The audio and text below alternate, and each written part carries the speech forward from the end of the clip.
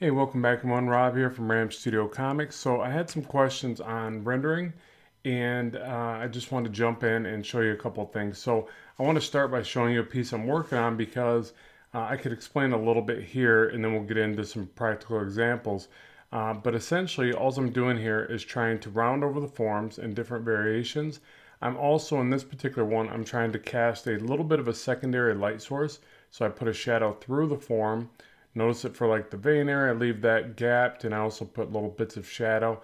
I also break up the shadow so that it looks like it's fading in and out of the other form. That's the reasoning for that. The rendering is going pretty much with the forms and the volumes. I'm not always that deliberate about that, but that's something that does help the forms to round over in a specific direction. To me, I feel like, I can get away with mixing up a little bit. But the main thing that I like to go for is a sense of continuity and the idea that there's one sort of rendering here, another sort for the secondary light source. Be careful though with these secondary light sources because they can be distracting. I don't always use them as well as I probably should, but it's just something I like to do. And then for texturing other things, it's a matter of finding a rhythm of the shape that you're looking for and then creating pockets of depth. But in this particular video, I really want to show you how I would go about breaking down some of this rendering. So let's jump into again a practical example real quick. Okay, so the student was specifically requesting, like on a torso, but it really doesn't matter what the form and volume is. But basically, let me just draw out a simple torso here, just so we have something to render. So I like to find the cross section of the torso, find the angles. Something like this. We'll do the big bowed out rib cage. Something like that. So I'm defining the basic plane changes. Okay. And it's a quick way to kind of draw it in. The angle, so I'll think about the shift from the angle of the pectoralis majors, the upper portion of the torso, down into the abdomen and the abdominal muscles. Kind of get the shape of those going. You see it's over stylized, obviously.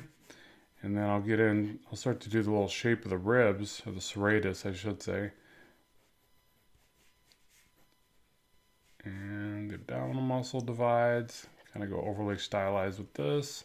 You can do 6, 8, 10 packs, whatever you want to do there. So let's say something like this. The chest muscle kind of divides up this way towards the center of the collarbones. Deltoids over here. They kind of dip down and curve. So something like that. I'll just get, again, just a basic series of shapes to get us something to roll with. Okay, so I'll stop right there because I never know when to stop. I'll just keep drawing. Okay, so actually let's get at least the lat in and some of the obliques. And this guy's pretty chiseled, so he won't have love handles. Not today, folks. We'll be doing no love handles today. Those evil little guys. Not so little sometimes. Okay, so and the deltoid cuts in like this, and you get a little dip there called coracofossa. I can't remember what that's called. It's a divot right there in between the chest and the shoulder, which is a good landmark to kind of get going. Okay, so there we go. We got a quick torso, right? So I'm going to use my kneaded eraser. By the way, I'm using Strathmore 200 series H 2H lead, Graph Gear 500 mechanical pencil. People always ask, that's what I'm saying. 0.5, sorry, 0.5, and Prismacolor kneaded eraser. I'll make sure this is all linked in the description box below for those of you that want to check out the art supplies. They're good, they're good supplies, but it's not always the supplies, right? It's the way you use them and the artists and all that good stuff. But people always ask, so I figure I'll mention it. So now I've got this, and I'll just kind of outline it one more time so it's more clear for you. and it gives me a better distinction of where I want to take the rendering as well. But I won't do this as as clean or as finished as I would typically, because I want to hurry up and get to the rendering for you. Sometimes I'll revisit even this stage of the work a couple times just to get it right. But then there's a lot to be said for just getting it done and not worrying about everything being crystal clear and perfect. Really, the more I'm doing this stuff, the more I realize that the main thing is that you just keep moving forward and, kind of develop a way that is confident for you to progress through it, and not get so caught up in like, oh, I'm trying to fix everything. You'll fix things through the process, and it's hard to kind of wrap your head around when you're trying to make things look so good. You just want everything to look so good. But just remember, done is better than perfect, right? You got to just get the stuff done. So it's got to be a process that kind of couples you getting things to look nice with you getting things completed. Yeah, it's a tough balancing act. So here I always kind of struggle for a minute. Now, there is a bit of rhythm that you can find the serratus with. What is it? So I think it's like down here. You can always use triangles and angles through different parts of the body. That's why landmarks are so important, bony landmarks. And I want to say the serratus cut right through here, but I tend to over stylize it and do something where it's just a little bit more like this. We got to remember that I'm really bowing out this area of the body, which typically that's not what you're going to see. Maybe somebody flexing on a stage, you might see a pose like this, but this is like kind of how superheroes walk around all day long, right? Just kind of this bowed out way.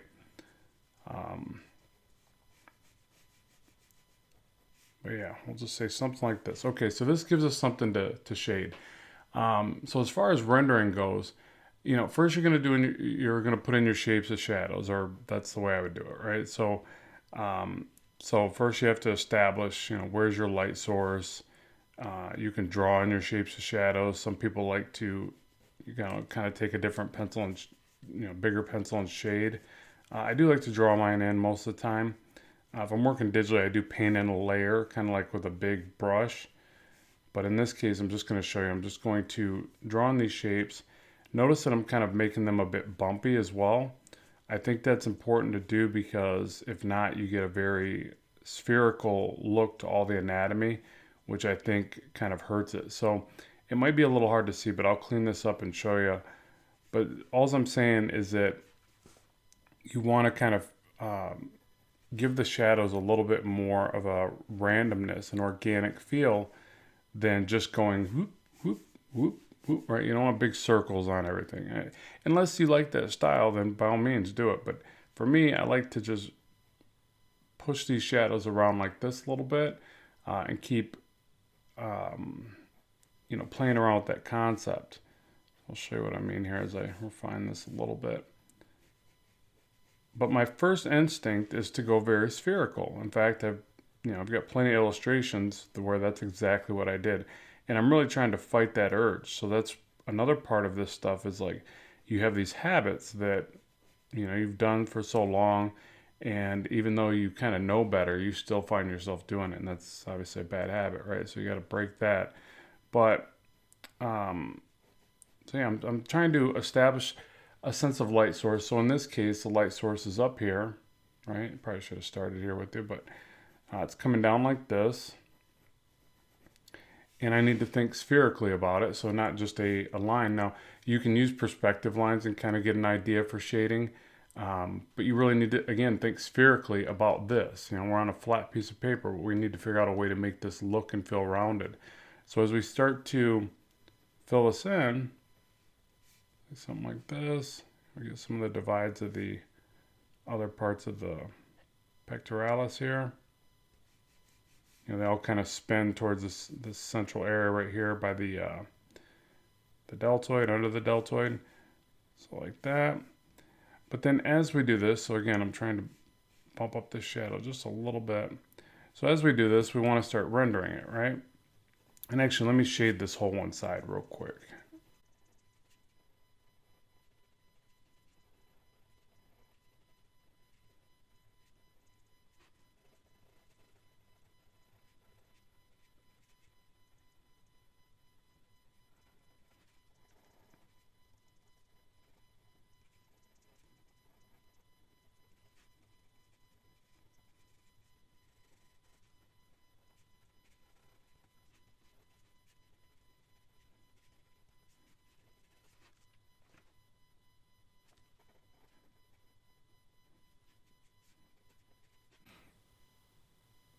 Okay, so there we go. So now we've got some shadows in place. And just so you know, I would erase this again, clean that up one more time. That's up to you, but I'm just trying to be as, you know, transparent about my real process. But I'm going to show you that you really don't need to, that you can jump right in here and start applying the next level of detail. And really the purpose of this is the cross hatching. Now I could have started here, obviously, and I know these videos get a bit lengthy, but I just feel like some people need to see the process as it works up to it. If not, you show them the cross hatching and they go to do it on their own stuff, and maybe it doesn't translate as well. So forgive me if this one's a bit long, but I just felt like that this was a bit necessary to work up to. So now when we go to do the rendering, the question was kind of like, when do you use different types of rendering? So for me, the thing that I think about most, and I'm going to have to rotate a little bit here, is that I'm typically going to render in a way that I'm just trying to explain the form in the way that the value, we got to remember this rendering is value. Okay, so it's shading, it's gradients, it's a shift of value from light to dark. Well, for instance, I'm going to use a longer rendering style here in this case because I'm kind of picturing that the rib cage here has a bigger gradient to it. Now you don't have to do it that way. You're going to see a lot of art styles where this particular area they're using shorter rendering. It's not a right or wrong thing if it gives you the look you want. And then as far as cross hatching, there's all sorts of ways to do that and all sorts of times you can introduce that. I typically, the main thing is I'm looking at that like the next gradient that I want to see, the next value shift. So one tone here, another here. So if this was painted, I'd have the light source here, I'd have a little bit of tone here, and I have darker tone here, and then I'd go to black. And I would have multiple transitions of that in a painting, right? So I'm trying to convey almost the same concept, but then I vary that up. I don't want to use the same exact rendering here everywhere. Or to me, that's going to shift away from the depth that I'm trying to establish. So for instance, the pectoralis, I mean, I could probably bring it way into here. I don't know that that would look bad, but I just feel like maybe it would be a little bit more abrupt. So I have to imagine, how this muscle would look from this particular angle and where the light source is in my mind. And I would just probably go with a little bit shorter style of rendering here. There's all sorts of other things you can do. You can break up the lines in different ways. You can space them out as you're coming away from the darker tone. You can cross hatch in an entirely different direction. So in this case, I'm going more at a 90. I'll be honest, I know there's probably more rules that I need to follow there, and I don't. I just kind of look at the gradient that I'm after. And even that, I feel like I pulled it over a touch too far. Maybe not. I think that's fine. But again, that's really what I'm looking at. And then I try to introduce some different things. So for instance, with this area of the torso, I would probably put more of this into shadow right here, mainly because I'm looking at it like this is where the light's hitting, right? And maybe this area, because it's shifting back away from our view, it doesn't receive as much light. So I could bring the rendering here, pretty much I'll try all the way up. And I also like to vary up the way that I'm creating the thickness of the line. So notice that I'm pulling a couple of these where they're thicker at the base. But now I'm going much thinner overall than I did, well, especially with the ones up on the pecs. But I like to vary that up. I like there to be some differences from area to area in my work and in my rendering. I just think that it adds a little bit more style to it. And I think that takes time. I definitely remember looking at my old illustrations and there was a lot more of a, you know, even rendering through the whole thing, which again isn't bad. And I do tend to think that it's really important to vary it up from substrate to substrate. So I'm not going to render broken up rock like, you know, the rhino piece I just showed you. The broken up rock is definitely rendered differently than the anatomy, things like that. Now here with the bicep, I'll come back over to here, but I want to explain the bicep. You know, it's like this football shape, right? Well, in this case, I kind of picture the rendering first. Okay, so maybe I want the the rendering to hit somewhere like that. And you can give yourself a little guide if you need it.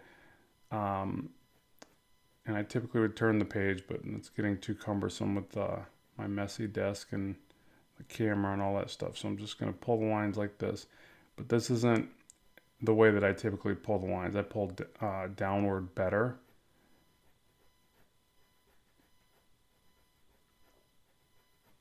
So like that. And so, and I would get rid of this line that I established there, by the way. And you can even erase back. You can even break up these lines. So that's another style choice as well. I do that typically in the inks, but just keep that in mind. I really like that effect where not all of these are so clean. Like break up some of these just a little bit. And again, this is really easy to do in the inks. So I don't always draw that in because when I go to ink it, it's just nice and easy. I can come back with white out and go, and put these little negative lines there. I would definitely do that there. So I like this feeling that it's wrapping up and around the volume of the arm, but then I would also want to break it up so it doesn't look so mechanical. And again, that's why I like putting these variations kind of almost wherever. Instead, I can start a little bit heavier here and then just have them fade off. That's another way to kind of imply there's a little bit of shadowing there, but not a whole lot. It's not too overly intense. There's a lot to be said for subtleties in your art. And then if I was to put like a vein here, we usually have this big vein that runs down the form. I can just kind of put that in with a little bit of shadow. Again, I'm thinking, here's our light source, shadow to the one side, light on the other, and maybe just kind of hint to the other side. Real light, because if I go too far with it, it will fight the rendering, I guess. And then you can even bring that right through the bicep if you want, if you like drawing the veins. And you can just kind of curl it around, just kind of wrap it around or do something different with it. But typically what I do there, and I learned this from watching people like David Finch and Dale Kean. Love the way he does veins. He goes absolutely crazy with them, obviously, for like the Hulk, but his negative drawing of them is just amazing. They both do it really, really well. But that's really what you're doing, is you're picturing the light source going through the shadows and doing this negative version. And it's really, I mean, there's so many places you can use it. Like you can randomly throw it against the muscles as like suit designs, and you just shadow the pocket that it affects and erase the other side. And you just play around with that. And they're not always going to work. Sometimes you'll throw them in like, it doesn't work there, it's too much or whatever. But it's a really neat effect, and it's easy to do once you get the hang of it, and it's really kind of powerful. A lot of bang for the buck. So as I come up to the shoulder here, I'm going to do the same thing I did with the bicep. I think that there should be some continuity here. I'm just going to try to imagine the difference in the way that, again, I'm not thinking of, I got to render everything like this. I'm thinking, what's the shape of this deltoid shoulder muscle, and how much volume do I need to convey? Like how much shadow will properly convey this? I'm going to make sure to miss that vein, go around it.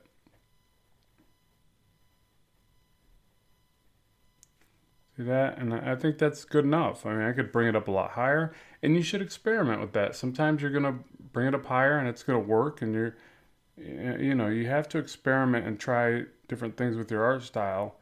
Maybe a little cross hatching here. Again, kind of fade it up, break it up into here just a little. And I'm kind of, fading it up as I go around the shoulder.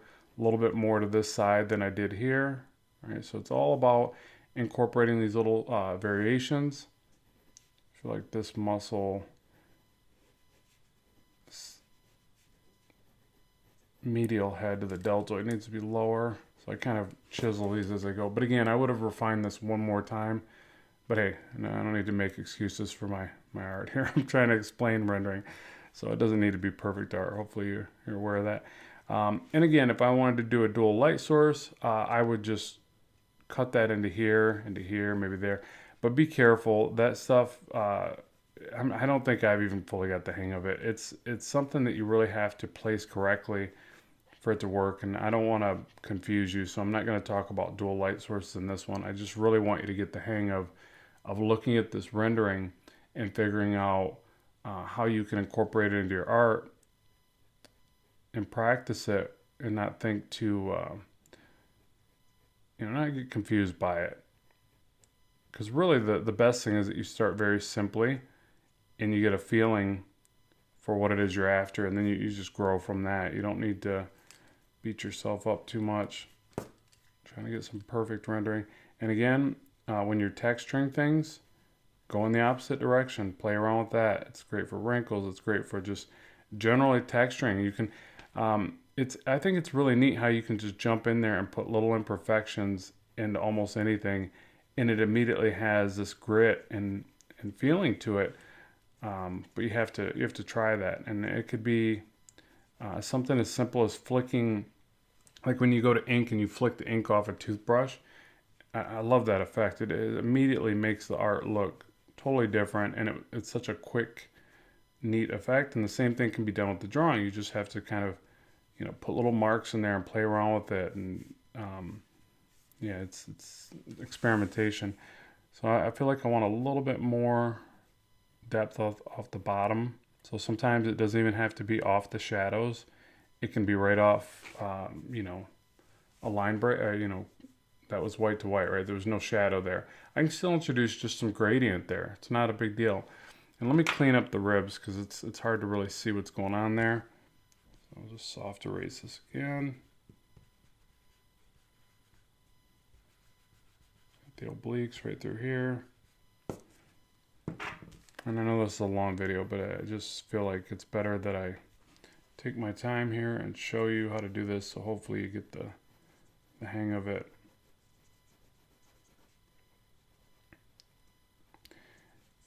And trying to be as specific as I can with the student's question was, right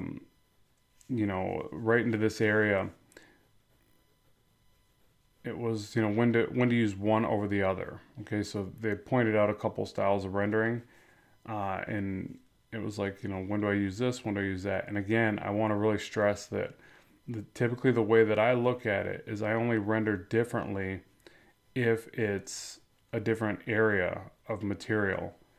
And so other than what I told you about, trying to convey different lines here and there as I'm wrapping over volumes, but that's not really different altogether. It's, if you notice, it's all kind of the same. It's just a little bit different. I don't go too wildly different where, unless I'm trying to say, oh, this area is chrome and this area is rock and this area is, a very different substrate altogether, then I go for that.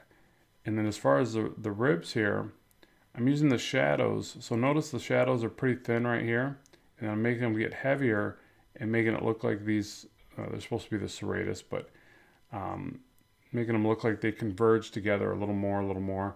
And you can take that as far as you need to. I could probably fit another one right here. But you see, this is very stylized, right? This isn't the way they really look. It's just kind of a technique that I picked up from comics. And then I'll shadow.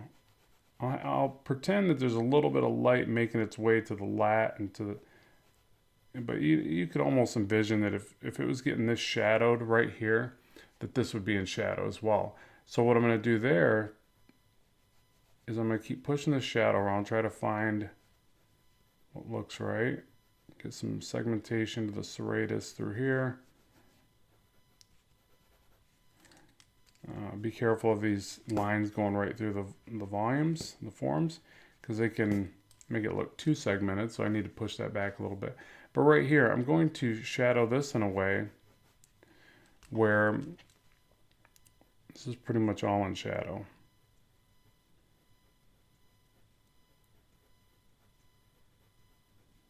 So you see I'm not leaving any white gap there. I am still doing a thick to thin line, and then I could come back this way. Some of this rendering I tend to look at like just how do I want to design it. Okay, so that's another thing. Some of this is just designing it in a way that I think looks cool. And then I can use some very short, abrupt little marks for the ribs. or again, serratus. I keep saying ribs, but you'd really be drawing the serratus because they're over the ribs, and that's what you're seeing. But I guess in that regard, you could say the skin, because you're seeing the skin over the muscle. I don't know. When does it stop, right? Drawing the epidermis. Is that the topmost layer? And so you could do something like that, and then you keep pushing these as far as you need to. And you could even start more shallow here, shorter, more abrupt, and then you could have these start to converge more on the edges back here. And and maybe the final few you have them kind of shaded all the way. So again, it's just I really don't like the way those came out, but whatever. It's like some are winners, some are losers. But it is that concept. You play around with different shapes of this area. You again notice that this one is more lit, and then as I get back here, they become less and less lit. All right, and I could even get down here and make the lines thicker as well. So that's another thing, keep that in mind. It's not just the lines you make, you can actually just make them thicker. You can also fade them off through areas. So say for instance, I don't want just a line right here. I can angle these and I can blend them off a little bit. So I think that looks funny, but again, it's things that you need to try in different areas that, it might read well. Maybe I just need a couple. So it kind of implies sort of a bend in the anatomy there, but it's not as abrupt as a heavy shadow, which would segment this area. And I still feel like these are kind of wrong, but another thing that I could do to kind of cover this up, hopefully still make it look cool, I could run some wrinkles. You probably have some wrinkles right through, right? If he's wearing a suit. Of course, if he was wearing a suit, you probably wouldn't see his anatomy this clearly. I know that. That's comics. Just having fun. And these wrinkles probably need to be a bit more wavy. You don't want to make them too straight across like I'm doing, because then it kind of doesn't look like wrinkles, does it?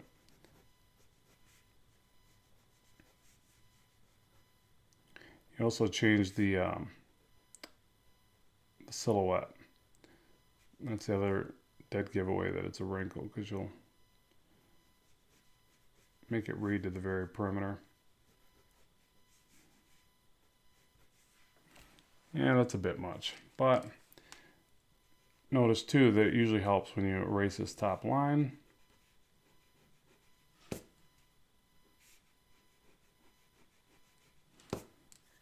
And what I do like about this, and you could definitely go, notice I've went pretty thin with the material. Well, that would imply that it's a very, very thin material, so I could have these wrinkles get bigger. But what I like about this effect is it softens up the anatomy. And again, it's that same concept where, you have to sometimes draw the stuff in and then break it up a bit, or it's just too much. I actually don't like that now. Yeah, let's get rid of that. You win some, you lose some, folks. It's just the way it is. Sometimes you just got to bust out the eraser and say, no, I tried it, didn't work.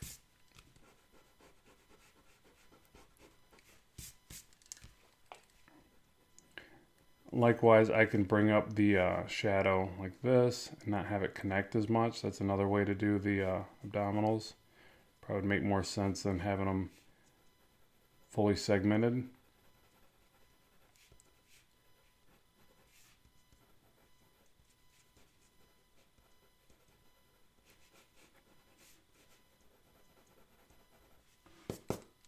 Okay, so now I'll just render out the stomach here, and I'll call it good. Again, play around with breaking up some of these lines just off an angle like this. See what that looks like. And so for the stomach, I pull up.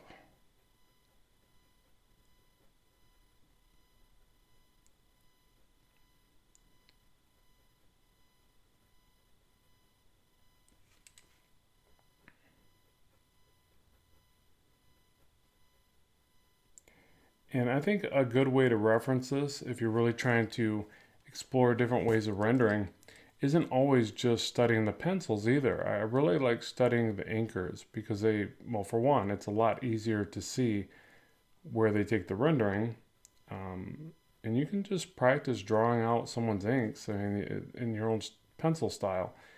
It's like you're basically reverse engineering it. And I think that's helpful to do because sometimes um, someone that comes to mind is Capullo. I love Capullo's work, but it's so loose and sometimes interpretive in a way where I can't really tell always what he's doing. I mean, you pretty can. You pretty much can. It's really clean, really great stuff. But you can tell he's really fast, and so some of it you look at like I don't know what he's doing there. Well, he's letting the inker have some say in it, unless he's inking himself. But I think he typically lets inkers take it. So at any rate, it's probably harder for somebody that's maybe a little bit more of a novice to understand what he means by certain line implications. Where an inker looks at it and they're just like, "Whoa, this looks like fun!" They just totally get excited to bring it to life. So just keep that in mind. Maybe you're one of those people where you need to see it a little bit more clearly, in which case you might want to look at some really good inks by like Mickey. It's M-I-K-I. I don't know his first name is Danny Mickey. Beautiful ink work. Bats is another one, and I can't think of his first name, but just look up Bats inks, Google it or something like that, and just flipping amazing. Adele Corona, beautiful ink work. Who's the other one that they've been following us for? There's a few. I'll tell you what. I'll link them in the description box below so that you can check out their work.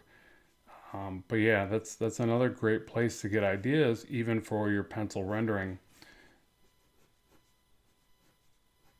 See, like even right here, I feel like this area was too flat, too crisp of an edge. You can just break it up with a little bit of rendering.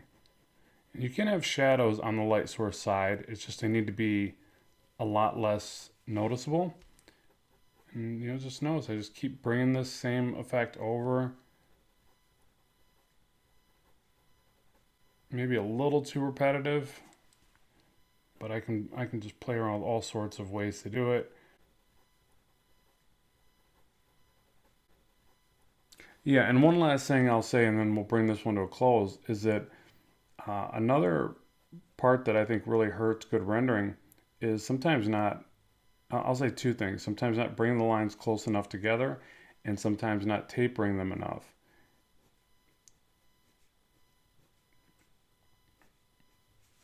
And then past that, it's just, playing around, executing different ideas, and seeing what you can come up with. But just be patient with yourself, have fun with it, and study lots of artists. So there you go. That's today's video. Hopefully it was informative. I'd love to know what you think, and more content is on the way very soon. As always, keep drawing, keep having fun, and bye for now.